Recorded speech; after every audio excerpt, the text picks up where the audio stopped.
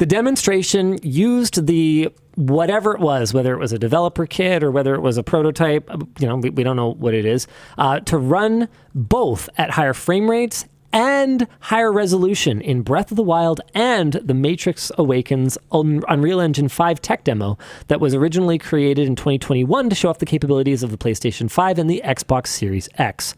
It apparently is capable of both ray tracing and current-gen HD visuals using NVIDIA's DLSS AI upscaling, which, can I just say, called it. I called this hard. I was like, man, Switch 2 should just use DLSS to have like a way better like TV gaming experience without necessarily needing to move past mobile capable hardware. What does current gen HD mean? I don't know. I was going to come back to that. Okay. Sorry, you can keep going. Nope, you can keep going because I just got signed out of my Google account. Oh boy. Other reports have corroborated that a Switch sequel is in the works and that key partners already have dev kits in hand. Ooh. It's possible that a launch could come as early as the final quarter of 2024. Really? You think so? But Nintendo has made no public commitments at this point. Well, it depends what it is.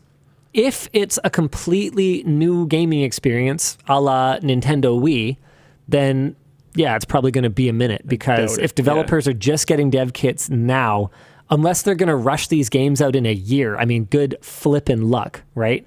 Then again, it wouldn't be the first time that Nintendo gave their own internal teams lots of time to work on something and external teams less time. Where was I going with this? Right. But if it's more of a Wii U, where it's like kind of that thing, but with a gimmick or, more different, then no, I think it could be realistic. Like if you just plug in Breath of the Wild, and since everything's online anyway, it just downloads, new higher resolution textures or something to your console, and then you just run the game from your internal storage or something like that. Yeah, I don't see why a new console that takes the same basic game cartridges but then just runs them at higher resolution and higher frame rate couldn't come out soon. And it might launch without any particular blockbuster game available for it. I don't know. I have kind of a conspiracy theory here that Tears of the Kingdom was supposed to be a next-gen Switch title. That would have been what they did, and then honestly, it would have made a lot of sense. It would have made a ton of sense, but I wonder if it was just a matter of the timing not being ready. Quite right. Maybe Ada Lovelace came too late, and Nintendo really wanted the improvement. Man, give NVIDIA flack all you want. Go for it. Do it. Give NVIDIA some flack. They're big, mean jerks. Okay, that was. They don't care about gamers anymore. Truly powerful words. Thank you, Luke. Give them flack all you want. 40 series is flippin' efficient. Yes. Really efficient. Also very expensive. And very efficient. And I find has a lot of issues. Expensive, efficient. Mobile Nintendo handheld. Match made in heaven. So I had kind of this theory around the time that Tears of the Kingdom was coming out that it seemed kind of overdue. Like it kind of seemed like this should have been the launch title for the next big Nintendo console if it was going to be a Switch successor, which at the time was rumored to be. But what I kind of wonder is if it matters. I wonder if Nintendo looked at it and went, holy smokes, the Switch and the Switch OLED are still selling, not as well as they used to, but they are still selling. Do we need a launch title? Or do we just have better hardware and you can plug in all the same games, and we're going to continue making games, and those games will continue selling consoles the same way that they always do, because we're flipping Nintendo and we make great games that people want to play. And, honestly, I talked about this back when the Xbox Series came out. My theory was that the Series S and the Series X were just the tip of the iceberg. As it turns out, I haven't been correct, at least not yet. But what I thought was that the series name, which otherwise seemed phenomenally stupid to me, like I couldn't come up with any other reason for it. I thought the series name meant that it was kind of the last generation of Xbox. And from then on, we were just going to get essentially PCs and Xbox clothing, and they would just get upgrades. That's what was like vaguely communicated at the time. And the games would just kind of run better depending on which one it is. And I thought that the whole point of Series S, Series X was that they were priming game developers and the community for just, Xboxes that are just gaming boxes that can be less powerful or more powerful. And it was, it was already kind of happening in the previous generation. So I don't know. I haven't been right about that yet, but who knows?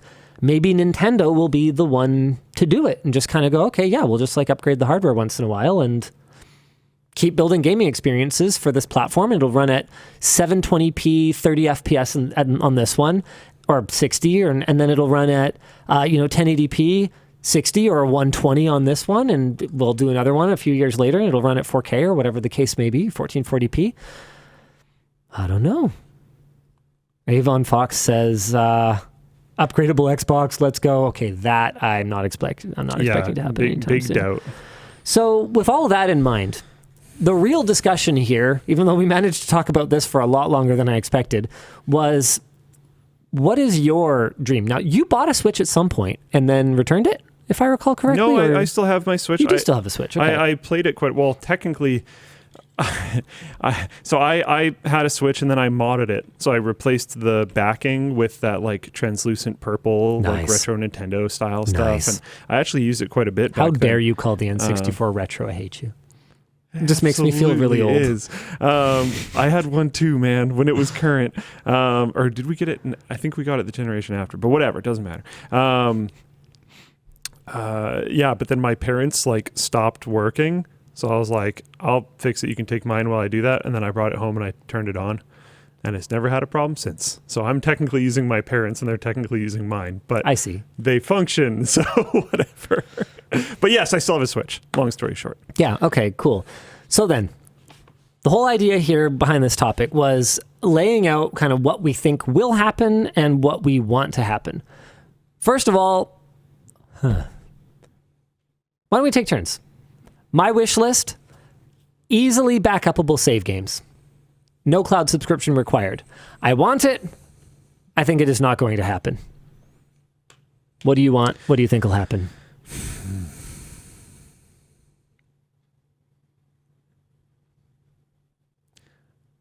I want a bit of a return to more fun local party games.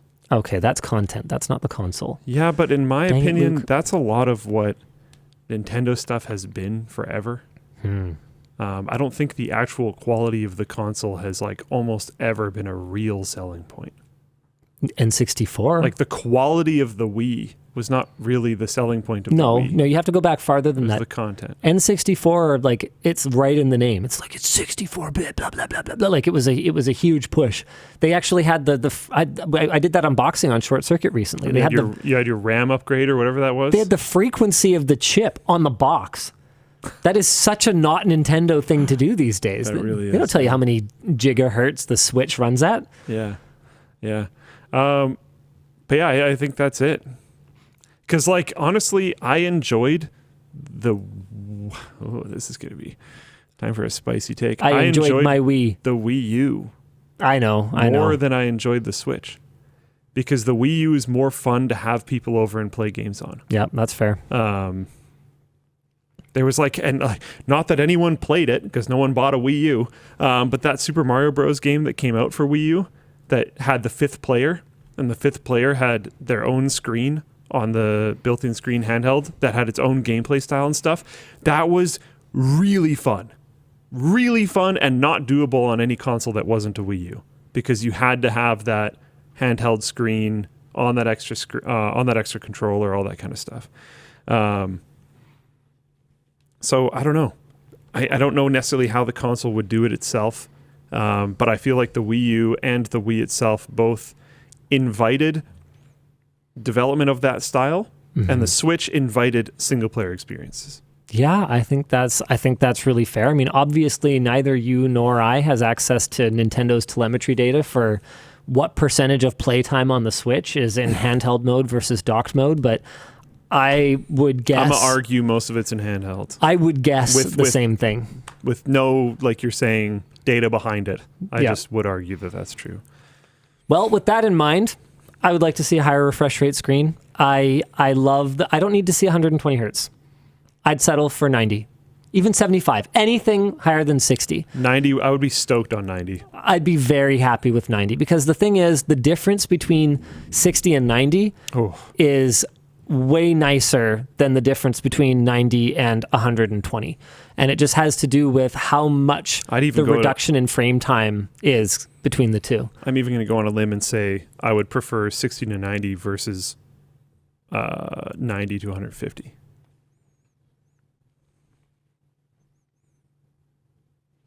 Yes.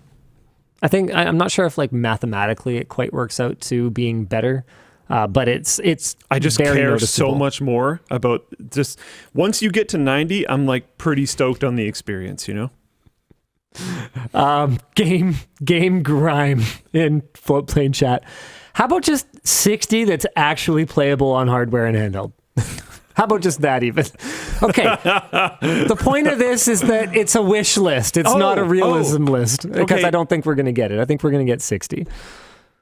This is something that I wanted. I don't know how they would do it, but I wanted some form of accelerator when you put it in a dock.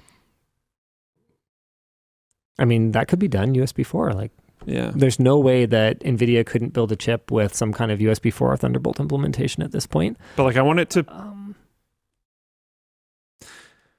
I want there to be like a reason to dock it other than it goes on a TV screen and you can see all them pixels. Interesting. Oh man, just everything seems so unlikely somehow, and yet obviously they have to upgrade it. Here's what I want to know. Right, back to my conspiracy theory. That's where I was going with this. My conspiracy theory that they just like were gonna have Switch 2 for Tears of the Kingdom and then just like didn't. I think that Steam Deck has put a lot of pressure on Nintendo to bother to update this thing. And if you look at the timing for when they might have kind of gone, okay, no, we actually seriously do need to actually freaking develop this thing, it's not that unbelievable. Because it doesn't necessarily have to be right when Steam Deck launches. It could be that it's been like a slow pressure build as the Steam Deck launched, and then gamers really liked it, and then emulators not only existed, but got super easy to use, and oh my goodness, our games run better on it. Like there might have just been like a wake up, a slow wake up process at Nintendo to the fact that they have competition in handheld gaming again. Because that's the biggest reason that I can think of that Nintendo needs a sequel for the Switch, is that they own handheld gaming. They have tons of competition when it comes to living room gaming, and they have basically forever. But they have owned handheld gaming basically forever. And so for Nintendo, I would see them losing the living room race as, a problem.